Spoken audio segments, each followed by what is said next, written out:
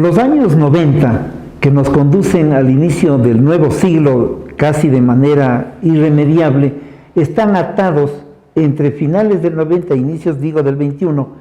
por una circunstancia que es muy importante señalarla: la presencia de varios gobiernos, todos ellos dependientes de los intereses fundamentalmente norteamericanos, del Fondo Monetario, que van a llevarnos a una crisis económica, particularmente en el periodo de Maguad, pero no dejemos de señalar que también en los regímenes de Bucarán y de Lucio Gutiérrez estos factores de crisis van a ser evidentes sobre la población ecuatoriana. El Partido Socialista, los sectores de influencia del Partido Socialista confrontaron con estos regímenes de manera abierta, pero la crisis estructural, como toda crisis estructural, termina imponiéndose porque no hay una acción contestataria también estructural que sea capaz de frenar al sistema. Y evidentemente la crisis que es económica, que fue económica, fue hábilmente endosada por los sectores económicos del país, como que esa crisis fuera exclusivamente de los sectores políticos.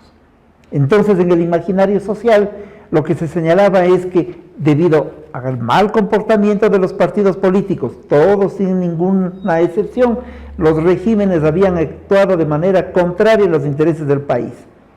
Y se fue induciendo para que pudieran emerger otras figuras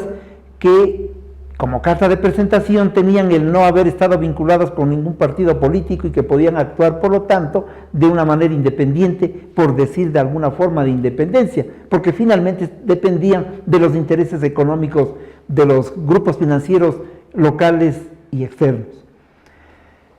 En este panorama que acabo de describir de manera muy breve, va a aparecer la figura de Correa, vinculado inicialmente a grupos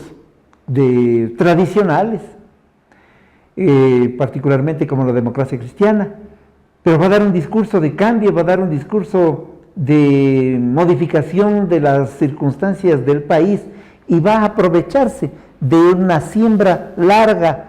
muy importante, sacrificada de la propia izquierda para intentar ser él quien cosecha esa siembra. Y claro, lo hizo a partir de las formas mediáticas, desde el canto, los eslóganes, la música, y desde luego en un discurso que era: se van todos a la casa y yo gobierno con el pueblo. Y efectivamente llegó al poder en medio de esas circunstancias, a gobernar en lo que yo considero construyendo un modelo populista autoritario que se encargó fundamentalmente de dispersar al movimiento social,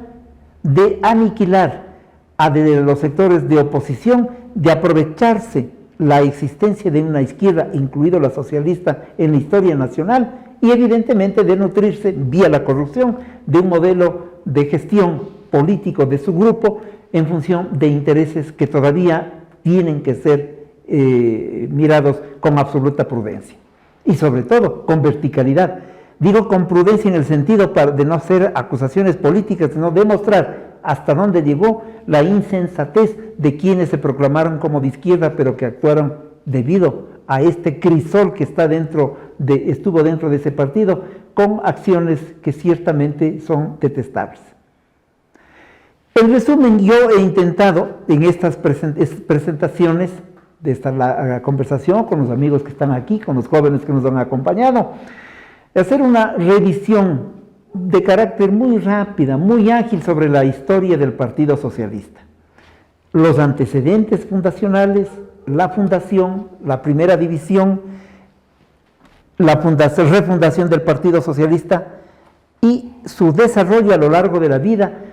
del siglo XX, atravesada en los años 60 por la influencia de la Revolución Cubana y luego su voluntad, sobre todo de las fuerzas del llamado socialismo revolucionario, por consolidar un proyecto de unidad con el que todavía creemos y soñamos. Es decir, somos de la generación de la reconstitución y queremos ser parte de las generaciones de la unidad del socialismo, fuerza ideológica y política que se nutre en varias corrientes del pensamiento y que de ellas lo que hace es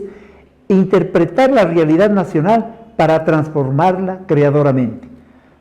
Gracias por habernos seguido en esta presentación y yo estoy seguro que la historia del socialismo, que es también de figuras y de individuos, es la historia de nuestro pueblo y de los movimientos sociales fundamentales. Habrá que nutrir esta historia con la acción creadora también de quienes nos han atendido en estas intervenciones mías. Buenas tardes, muchas gracias.